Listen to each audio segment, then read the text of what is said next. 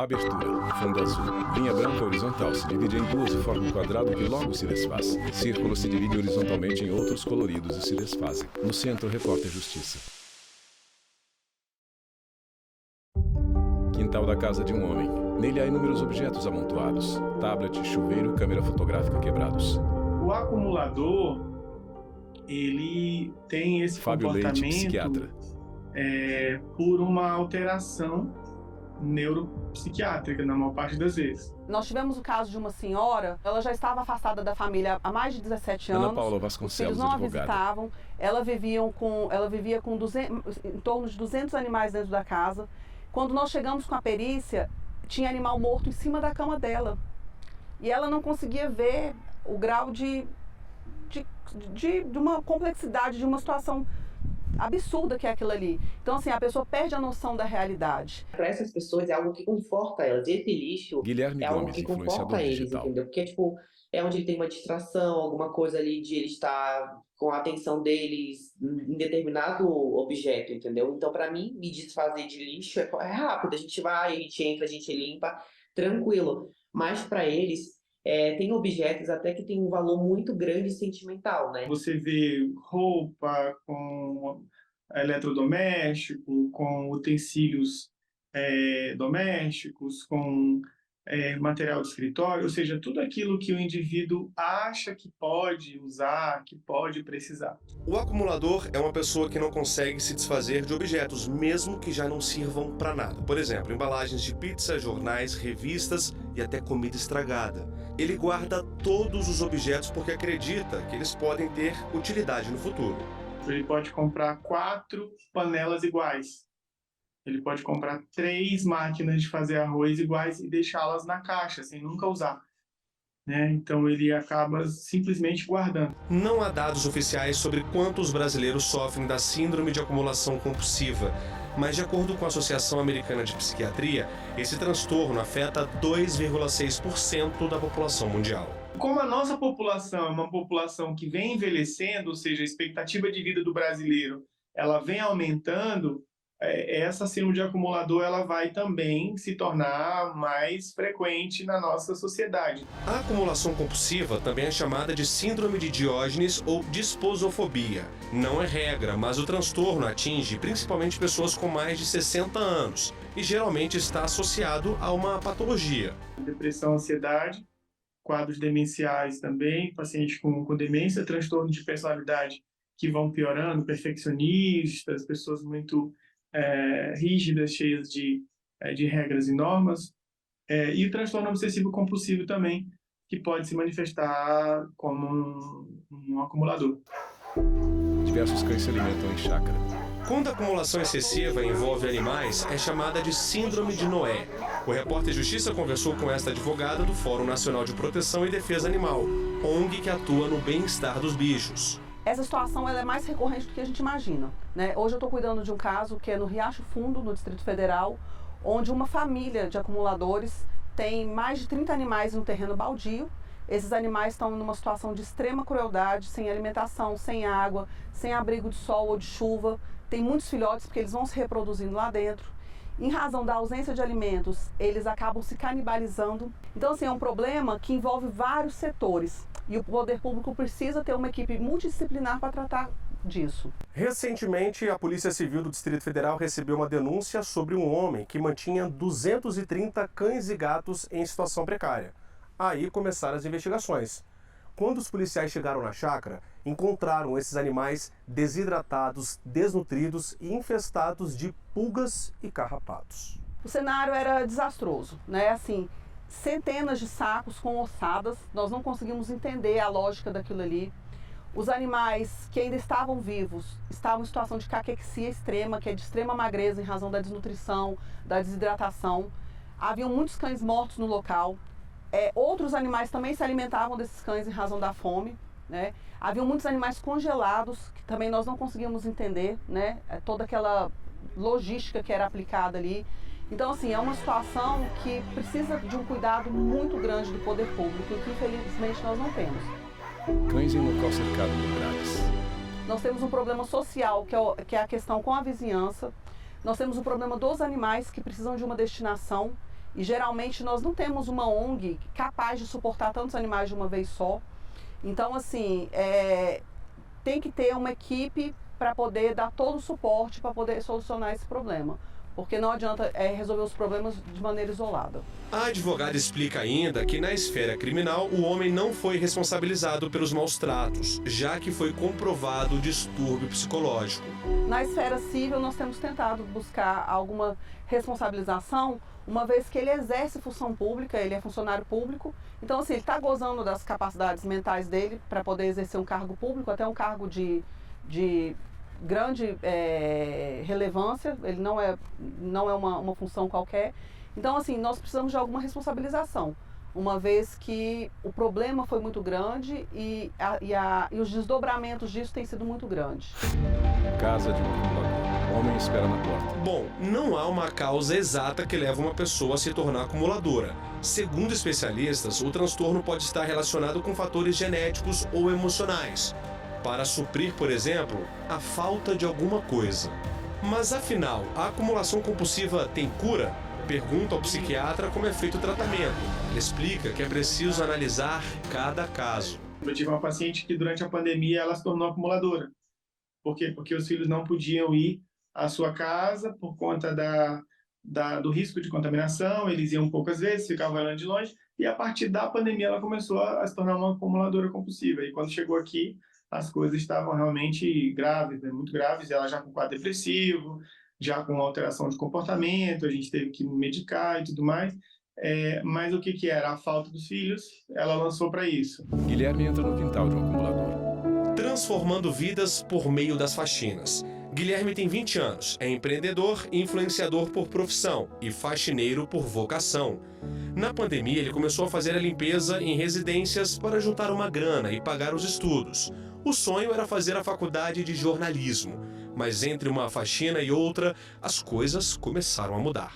Com o tempo, eu fui conversando com essas pessoas foram relatando assim, situações de extrema depressão, históricos bem difíceis que vinha enfrentando, né? E por consequência disso, a mente está bagunçada, a pessoa não conseguia mais viver, se amar ou gostar de fazer alguma coisa. Aí refletia no externo dela, né? Que são as casas extremamente acumuladas, com lixo, umas assim, até fora do normal do que a gente está acostumado a ver. Ele decidiu fazer a diferença. Nas redes sociais já tem mais de 1 milhão de seguidores. E nessa empreitada se deparou com histórias bem delicadas, como a de uma idosa de 66 anos. Ela acumulou 4 casas durante 4 anos sozinha, todo aquele lixo ela acumulou sozinha, sem ajuda de ninguém, ela foi acumulando. E ela não tinha como andar dentro da própria casa, então ela pegava cordas, colocava em lugares assim extremamente altos para passar de um canto para o outro. Aí eu fiquei assim, foi um dos casos que mais me chocou. Neste outro vídeo, Guilherme mostra como vivia uma idosa acumuladora de 75 anos, com uma filha com deficiência. Comida estragada, todo tipo de entulho e vários bichos. Foi uma das faxinas mais desafiadoras, mas que ganhou o reconhecimento da família. Ele tá me ajudando, tá ajudando a minha mãe, o que eu não pude fazer pela minha mãe, nem os filhos dela fez, ninguém da família conseguiu fazer, ele tá fazendo, de coração. Ele tem dificuldade de se desfazer justamente porque aquele objeto faz parte dele, é como se fosse algo afetivamente muito importante para ele, né? E por isso ele não consegue se desfazer, e quando alguém da família chega para falar, olha, tem que tirar, realmente gera muito conflito, porque eles acham um absurdo e muito invasivo. Hoje em dia a gente tem uma clínica de uma clínica grande, assim, com vários psicólogos, psiquiatras, que depois faz o pós-faxina, né?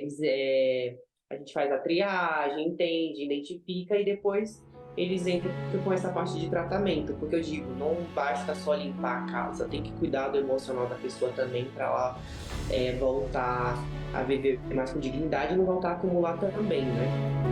Com uma enxada, o lixo amontoado por um acumulador é escavado. No próximo bloco, a repórter Renata Teodoro mostra as diferenças entre o acumulador e o colecionador. Você vai conhecer um servidor público aposentado que tem milhares de discos muito bem guardados. A gente volta já. Vinheta de transição. No Centro, Repórter Justiça. Vinheta de transição. No Centro, Repórter Justiça.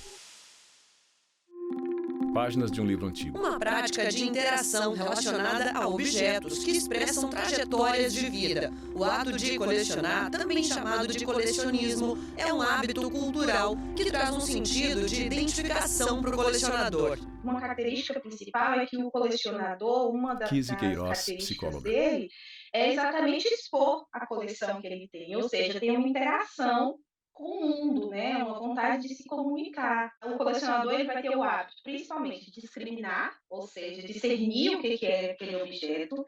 Ele vai ordenar e classificar. Isso é muito importante a gente ter essa definição, porque é exatamente o que vai descaracterizar o acumulador. O colecionismo é uma tradição antiga que nós, brasileiros, herdamos dos europeus. Desde a Idade Média, a organização de núcleos para essas coleções passou por diferentes momentos até chegar aos museus. O primeiro museu que foi criado aqui, né, após a chegada da família real, que foi o Museu Nacional, ele já parte dessa ideia do colecionismo. E é uma ideia que vai atravessar os séculos. E tem dimensões de coleções privadas, tem dimensões de coleções públicas, e hoje, nos últimos anos, há um grande movimento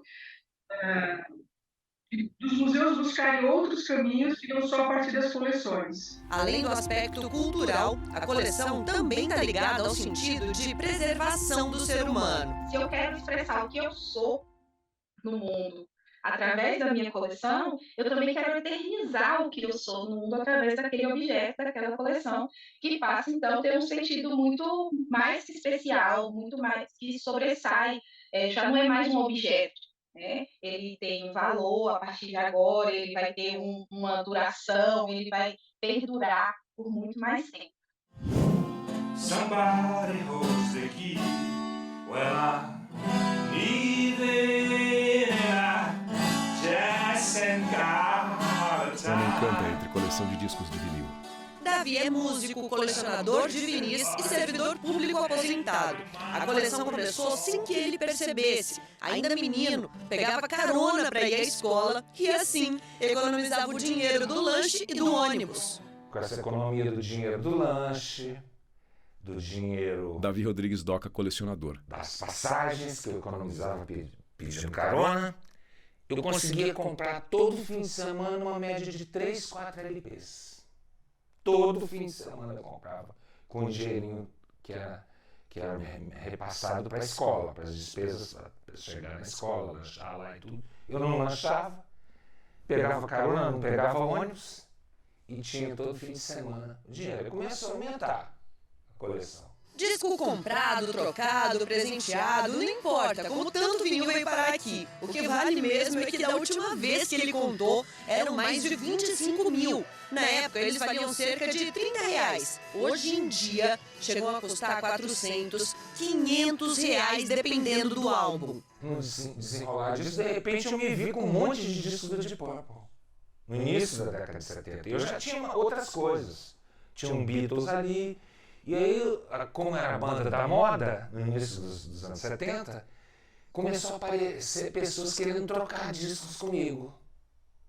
Eu te dou 3 discos por esse disco aqui, você vai lá na minha coleção e escolhe. Aí, de repente, eu dei uma triplicada, quadruplicada na minha coleção. Sem gastar nada. Só trocando os discos do Deep Purple.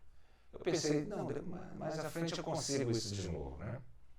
É aqui nesse quarto que fica boa parte do acervo do Davi. Repórter Renata Teodoro Sobradinho DF. Que hoje em dia ele já nem conta mais. O primeiro que ele comprou foi esse daqui, dos Beatles. Ele tinha 8 anos de idade, era 1968 e mal sabia, né, Davi, que seria o vinil que daria o start à sua coleção. Sim, Renata. Ainda não tinha feito 2 anos que esse disco tinha sido lançado, que ele é de 66.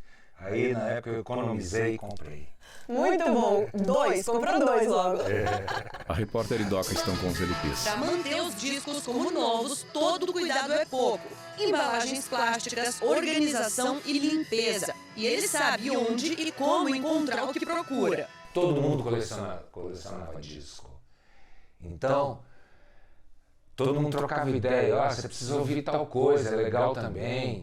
Tal banda, Steve Hillage, sabe? Nossa, tem muito músico bom no mundo. Tem muita música de qualidade. Até mesmo o momento político que o mundo vivia aumentou o interesse dele por música, como o caso Watergate, que culminou no movimento do jovem americano pedindo pelo fim da guerra. Era uma coisa antibélica, anti-establishment, era o jovem americano dos Estados Unidos, não suportando mais o rockabilly, o Elvis Presley, o Frank Sinatra, o Jerry Lee Lewis, aquele rockzinho, Balls of Fire. Eles queriam que a música tivesse um incorporamento intelectual do que a política apresentava no momento. Uma busca fortalecida por interesses pessoais que se torna também, ao longo dos anos, um estilo de vida. É como se ela conseguisse ali de forma a expressar quem ela é, né, através daquela coleção. E claro, a coleção, retomando a questão de que é uma prática também de interação, ela consegue tanto simbolizar a sua existência e compartilhar e mostrar ao mundo e se comunicar através dessa coleção. Muita gente coleciona disso por colecionar. Você colecionar as coisas por colecionar, você enche ali, não sabe do que se trata. Encher linguiça, encheção de linguiça, né? E quando você tem interesse pela matéria, o fato que você bem falou, de eu ter me envolvido com a música, eu queria não só conhecer, eu queria deduzir aquilo. Doca toca violão, ele tem cabelos grisalhos, ele pesa em prateleira na parede. Bend down on your throne and leave your body alone. Somebody must change. E aí, gostou de conhecer um pouco desse mundo em que objetos têm tanto significado e contam tanta história? Pois é, mas ainda não acabou não, viu? Eu volto daqui a pouco para mostrar como funciona o mercado do colecionismo. É isso mesmo, como se ganha dinheiro com isso. É já já, não sai daí. Vinheta de transição no Centro, Repórter Justiça. Vinheta de transição no Centro, Repórter Justiça. Moedas imperiais prateadas e douradas, cédula de 50 mil réis. Coleção de moedas. Moedas comuns de ouro, prata, cobre, patacões, cédulas do Brasil Império. Tudo isso faz parte do mercado numismático, que tem uma relação direta com história, arte e economia. Já a filatelia é dedicada ao estudo e ao colecionismo de selos. Muito além de uma paixão, as coleções rendem dinheiro. E esse é o negócio do Gilberto há mais de 25 anos. Gilberto tem cabelos grisalhos. O que é mais rentável nesse negócio? Os patacões?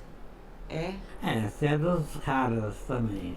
Peças raras, exclusivas, difíceis de encontrar. É isso que faz da numismática um dos hobbies prediletos dos brasileiros. Estima-se que hoje nós tenhamos algo em torno de 15 mil colecionadores. Vice-presidente da Sociedade Numismática nós tivemos Brasileira. dois grandes booms. Então, em 2014, 2016, com as moedas de R$1 das Olimpíadas que foram lançadas e circularam no mercado, a gente teve um aumento muito grande de colecionadores, porque as pessoas começaram a pegar aquelas moedas, ver que tinha um desenho diferente e se interessar por colecionar. E também durante a pandemia, com as pessoas estando em casa, elas buscavam algum hobby. Um dos hobbies escolhidos durante o período da pandemia foi a numismática, então também fez aumentar essa quantidade de colecionadores. Então hoje estima-se que são algo em torno de 15 mil.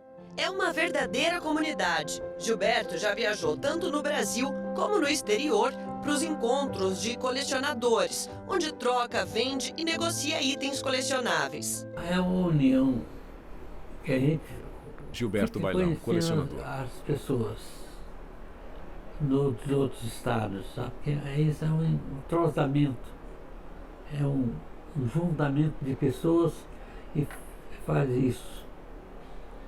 Eu acho que é importante, porque eu conheço gente lá de João Pessoa através da moeda, porque eu fui lá no encontro, lá eles vêm aqui, lá em Fortaleza, a mesma coisa, em Recife, Salvador. Isso é uma coisa muito bacana, sabe? É uma união entre eles. E dessa união comercial, profissional e de amizade, deixa o legado ao filho, que também se envolveu com a arte de colecionar. Meu pai sempre, quando viajava, já trazia as coleções pra gente, mas eu coleciono desde pequeno. Gilberto Cavalinho então, Bailão, pequeno comerciante. colecionava boné, depois comecei a colecionar latinha de refrigerante, de cerveja, só que aí começou a ocupar muito espaço. Hoje em dia eu tenho duas coleções, uma de relógio e outras de cédulas de polímero, que são aquelas cédulas de plástico. Eu tô aqui encantada com a coleção de cédulas de polímero do Gilberto. Repórter Renata Teodoro, São Brasília DF. várias cédulas de todos os países e continentes. Essa daqui é do Catar, foi lançada em dezembro de 2022 em homenagem à Copa.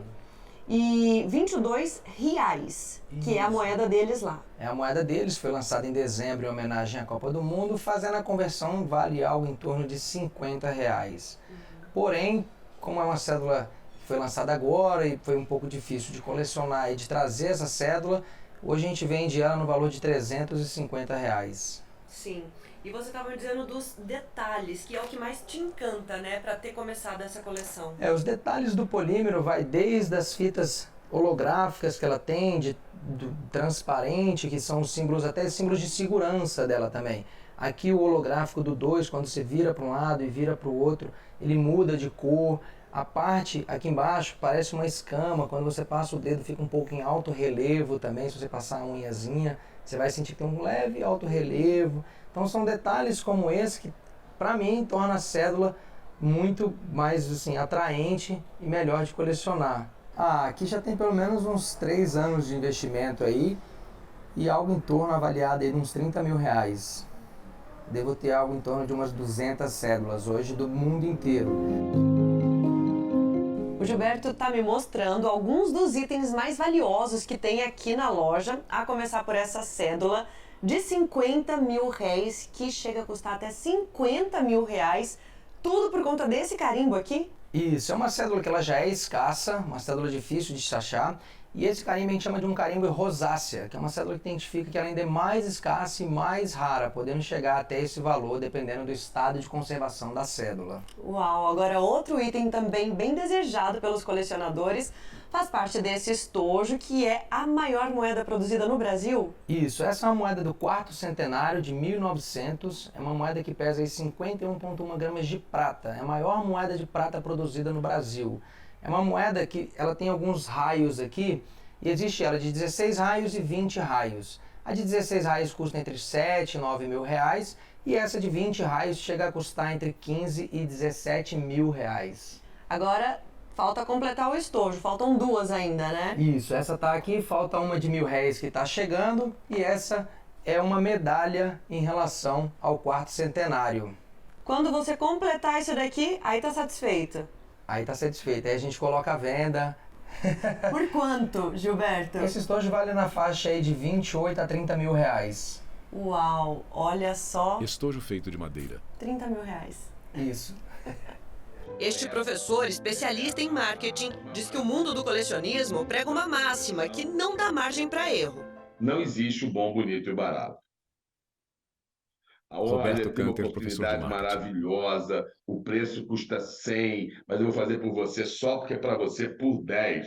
Faz negação com a cabeça. Não existe essa mágica. Se vale 100, a pessoa vende por 100. Se está vendendo por 10, é porque não é mágica, é algo que está errado. Até porque, para quem trabalha com isso, como o Gilberto e o pai, não é sair dando valor aleatório para as coisas. Existe um catálogo de preços em que eles se baseiam, mas tudo pode mudar se determinado item, hoje em dia, por exemplo, for raro ou exclusivo. A gente sempre tem apego pelas nossas coisas, pelo nosso colecionismo. Então, às vezes a gente não quer vender, a gente coloca um valor até mais alto para não vender. Mas aí, às vezes, acaba que o comprador quer pagar por aquela peça que às vezes é única. Ou tem pouca, ou então está escassa, e acaba pagando o preço pela nossa peça. Eu tinha uma cédula e aí a pessoa ofereceu um valor, eu falei, mas vai ser difícil achar outra e tudo. E ele falou, não, quanto você quer? Eu falei, quero tanto. Aí, não, então tá bom, vou pagar. E aí acabei vendendo. Hoje eu não tenho ela, tô atrás dela. Eu tô segurando uma moeda da época de Dom Pedro, Brasil Império, de ouro, uma das moedas mais raras que existem. Essa é a segunda moeda mais rara da série de 10 mil réis. É uma moeda de 1863, Então, das moedas de 10 mil reais é a segunda mais rara. Ela pode custar entre 10 até 20 mil reais, dependendo do estado de conservação dela. Gente, eu tô segurando assim, porque se essa moeda cai aqui na mesa, qualquer amassadinho faz ela perder o valor. Já descaracteriza todo o estado de conservação da moeda. Detalhes, amassado, moça, risco na moeda. Então acho que eu vou entregar ela de volta pra ele melhor, né? Então. Moeda dourada com a imagem de Dom Pedro. São cuidados que nós, leigos, não fazemos nem ideia. Só depois eu fui descobrir que estava segurando a moeda de um jeito errado. É isso mesmo. Você pode marcar a moeda com as suas impressões digitais. O certo é segurar na beirada dela. Mas é isso, vivendo e aprendendo. Existem também outros cuidados que um colecionador deve ter. É nítido a diferença entre a original, uma moeda verdadeira, e uma moeda de prata. Então sempre quando a gente pega nela, a gente avalia o peso, o diâmetro, os detalhes da moeda, como foi cunhada, para ver. Aqui ela está muito perfeita a cunhagem dela. Então a gente consegue analisar com esses detalhes assim. Quando a pessoa for comprar, se atentar a esses detalhes, ao peso, ao diâmetro. E aquela velha conversa. Quando a esmola é muito, o santo desconfia. Uma moeda de 3 mil reais não pode valer 100, 150 reais. Não faz muito sentido. Com o monóculo, filho de Gilberto analisa moeda. Moeda de 1863. Moedas douradas com brasão imperial. E assim a gente termina o Repórter Justiça desta semana. Se quiser entrar em contato com nossa produção, o e-mail é o reporterjustiça@stf.jus.br. Até a próxima! Créditos finais. Produção Rogério Brandão. Montagem Leonardo Ferreira e Renato Teodoro. Roteiro e edição Leonardo Ferreira. Cabelo e maquiagem Eliana Brandão. Cinegrafia Jeff Martins, Luiz Guilherme e Francisco Costa. Assistência técnica Cleber Leite, Paulo Passi e Carlos Ferreira. Edição de pós-produção Thiago Lopes. Videografismo Lucas Matias. Núcleo de programação Rosa Oazen. Núcleo técnico Fábio Guedes. Núcleo de produção de programas Flávio Soledade. Supervisão. Coordenadoria de Gestão da TV e Rádio Justiça. Secretaria de Comunicação Social STF. Realização TV Justiça Essencial 2023.